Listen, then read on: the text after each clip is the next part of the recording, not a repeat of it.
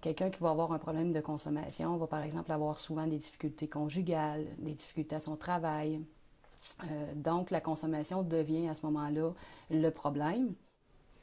Fait que ça a emporté des dilemmes familiales, puis des enfants que j'ai pas connus pendant la consommation, parce qu'on a eu 2 filles et un garçon, que j'ai reconnus beaucoup plus tard quand j'ai arrêté de consommer. Les gens qui vont avoir des problèmes de consommation et qui vont travailler vont être plus susceptibles d'avoir des accidents au travail, vont vivre de l'absentéisme, une baisse de productivité. L'impact, j'ai perdu des contrats. Le rêve le plus cher que j'avais, c'était continuer la musique, m'en aller du côté américain. J'ai perdu 2 contrats à cause de ça. Par exemple, là, quelque chose qu'on voit souvent, c'est toute la question de l'impact sur le permis de conduire, la consommation d'alcool, la perte du permis de conduire, donc la perte d'une certaine autonomie aussi. Que ce soit par la présence d'un casier judiciaire, une période d'emprisonnement, des amendes, des pertes d'emploi également, le refus de pouvoir voyager aux États-Unis ou encore dans d'autres pays. Donc à ce moment-là, on parle d'effets qui sont des effets concrets qui découlent de tout le processus judiciaire, qui sont très importants pour les dépendants et leurs familles. C'est quand tu te fais arrêter par les policiers, puis c'est une loi, tu sais, c'est la drogue, tu n'as pas le droit de consommer ça de toute façon. Ça fait n'importe quoi, la drogue, la boisson, ça t'emmène à des places que tu n'aimes pas. Ça fait que, puis les médicaments, c'est pareil aussi. Quand tu pressionnes des médicaments, tu peux te suicider avec des médicaments. J'en ai déjà pris des médicaments parce que je me suis suicidé, puis ça n'a pas marché. La personne qui est arrêtée, qu'il s'agisse d'une première offense ou d'une 6e offense, cette personne-là devra comparaître devant un juge. Et à partir de ce moment-là, le juge, lui, peut avoir la latitude d'imposer soit une séance dans une maison de désintoxication ou dans un centre de désintoxication ou encore d'autres moyens alternatifs autres que la prison ou encore que les probations. On peut retrouver. Il y a des gens qui ont des difficultés avec leur santé psychologique, donc avoir des problèmes de santé mentale qui vont entraîner un certain isolement aussi. Ça détruit mentalement, physiquement. Tu deviens une autre personne. Même que ils font des dépressions la plupart du temps. Les gens vont peu dormir, peu manger. L'alcool peut être la même chose aussi, ou le cannabis. Bon. Dans un premier temps, les conséquences sont donc pour la personne elle-même sur sa santé physique. Sa santé psychologique aussi. Quand tu en es rendu à dire que tu acceptes de te faire frapper pour en avoir, c'est quand même assez dramatique. Je pense que psychologiquement, là, c'est beaucoup, ça affecte parce que même physiquement, ça paraît, parce qu'il y en a beaucoup qui maigrissent. Elle était rendue extrêmement nerveuse.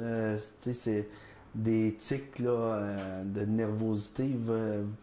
Elle n'était pas capable de rester en place. Je vous parle des adultes. Pour les jeunes, on peut le prendre pour les adolescents. Un adolescent qui a un problème de consommation, bien entendu, va avoir de la difficulté à l'école avec ses professeurs, va souvent avoir des amis qui vont aussi consommer, donc va avoir un réseau social qui est plus restreint. Oui, ça a un impact sur la famille. Là. Je suis devenu bien distant avec ma famille à cause de ça. Ça a créé un gros fret. Partout, il y a certaines personnes dans ma famille que je vais continuer à parler, d'autres non qu'on va mettre de côté à cause de ça. Mais c'est simplement pour dire que l'alcoolisme a détruit tout ce que j'ai rêvé au maximum.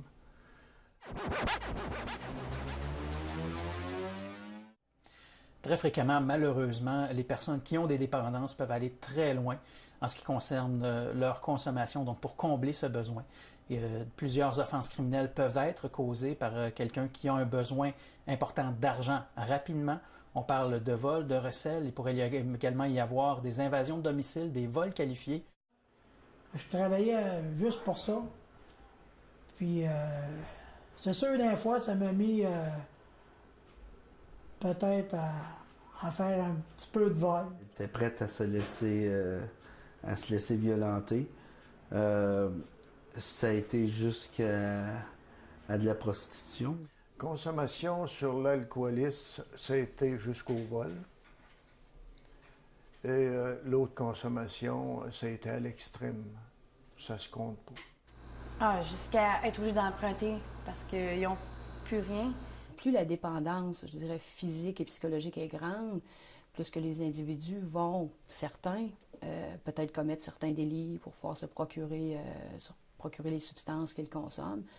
Dans cet univers-là, il ne faut pas cependant généraliser. Il y a des gens qui vont consommer et qui vont pas nécessairement commettre de délits là, pour se procurer les substances. Ça dépend vraiment de la réalité de chacun. Le mensonge est la place principale pour un consommateur. C'est en arrière de ça que je m'ai caché le plus pour être capable de consommer plus. Parce que j'avais peur de la vérité. J'ai dit toutes choses à faire pour avoir de l'argent pour consommer, puis c'était pas vrai, c'était pas pour aller faire l'affaire que je voulais faire, ou le logement, ou manger, ou n'importe quoi. C'était juste dans ma tête consommer. Premier mensonge, j'étais avec tes parents. Tout de suite, là, tu commences à consommer, puis là, tes parents ils commencent à te regarder de travers. Ils ont comme un doute. Mais là, c'est là qu'est le mensonge. C'est de fuir le... Ouf, faut pas que le monde sache que je suis un drogué, tu sais. Tous ceux qui acceptent pas ça, ça devient un mensonge avec la société. Le mensonge est très grand parce que quand que tu décèles que la personne en apprend, tu lui poses la question. Mais non, j'ai jamais vu ça, ça à quoi que ça ressemble. C'est tant et aussi longtemps qu'elle s'est pas ouverte pour dire qu'elle avait besoin d'aide, elle a toujours nié d'en prendre. Il y a beaucoup, justement, de mythes. Ce qui est un défi important dans notre secteur, c'est de se ramener dans une objectivité, je dirais, là. Donc, par exemple, il y a des gens qui vont croire qu'un adolescent qui va, par exemple, fumer un joint va nécessairement développer un problème. C'est pas le cas. Je pense qu'il faut sortir surtout de cette généralisation-là. Il faut regarder un peu autour de nous. Il y a plein de gens qu'on connaît qui vivent des difficultés ou qui ont vécu des difficultés. Et c'est pas parce qu'on en a déjà vécu qu'on va toujours en avoir non plus. Donc, il y a des gens qui ont eu des problèmes et puis qui ne consomment plus du tout, qui ont une vie heureuse, une vie comme tout le monde, finalement. T'es jugé par un peu n'importe qui, tu sais, par la police, par les citoyens qui connaissent pas ça, par le monde. C'est un alcoolique, c'est un gars qui vit dans la rue, il fait pas rien de sa vie, il fait pas rien de sa peau. Mais moi, j'ai connu des alcooliques, puis tout ça, que c'était des policiers, puis des avocats, puis ils sont ramassés dans la rue pareil, puis même des médecins dans ma vie, tu sais.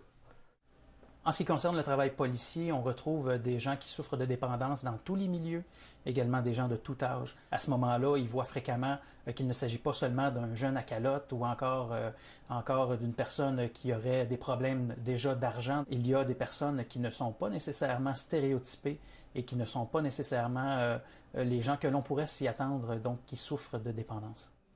Préjugés, beaucoup. Par rapport, j'ai perdu des emplois à cause de ça. Parce qu'ils savaient que j'étais un gros consommateur. Puis, à fin de compte, je me suis rendu compte que beaucoup de gens avaient des préjugés qui étaient envers moi, face envers moi. Mais ça, j'enterrais ça avec l'alcoolisme.